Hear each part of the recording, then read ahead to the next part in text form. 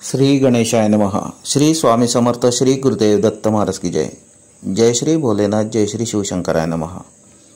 आज आपण श्री शिवलीलामृत अध्याय 7 कथासार वाचणार आहोत। या अध्यायाचे पठन किंवा श्रवण केल्याने आयुष्य वाढते। श्री शिवलीलामृत अध्याय 7 कथासार। सूत पुढे श्रोत्यांना सांगतात, ऐका, विदर्भ देशात वेदमित्र व सारस्वत वेदशास्त्र संपन्न 2 ब्राह्मण मित्र राहत होते।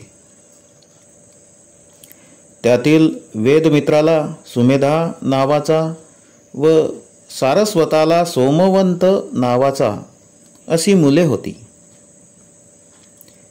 त्या दोन्ही मुलांची खूप मैत्री होती। त्या दोघांनाही 16 वर्षे विद्याभ्यास पूर्ण करून अनेक ठिकाणी आपल्या विद्वत्तेवर प्रावीण्य मिळवले। त्यांच्या वडिलांनी द्रव्य प्राप्तीसाठी राजाकडे पाठवले। ते सर्व गुण संपन्न पाहून राजा म्हणाला, नैषद नगरीचा राजा चित्रांगद, त्याची पत्नी सीमंतिनी ही शिवव्रत करत आहे व नेहमी दाम्पत्याची पूजा करते,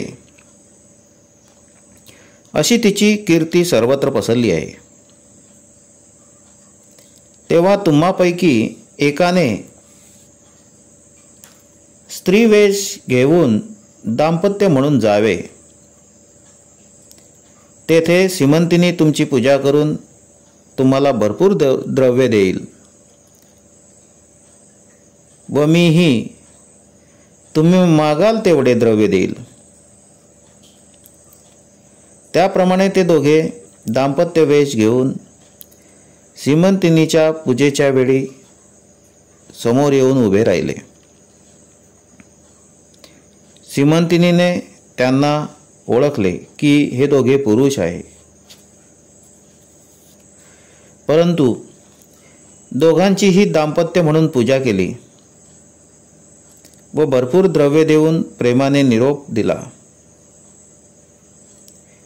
घराकडे परत निघाले तेव्हा सोमवंताला आपण खरोखरच स्त्री झाल्याचे लक्षात आले व तो सुमेधाकडे रतिसुखाची मागणी करू लागला।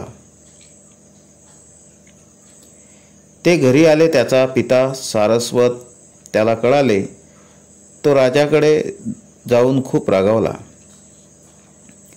राजाने क्षमा मागितली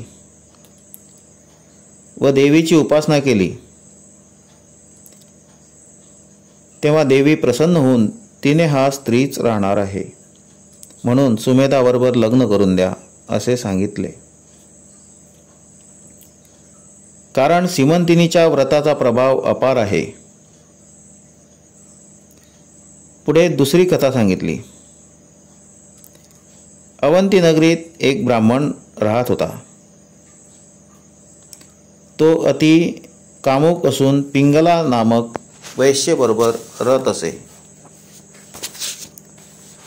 असे स्वधर्म सोडून मध्यमास खात पीत असे।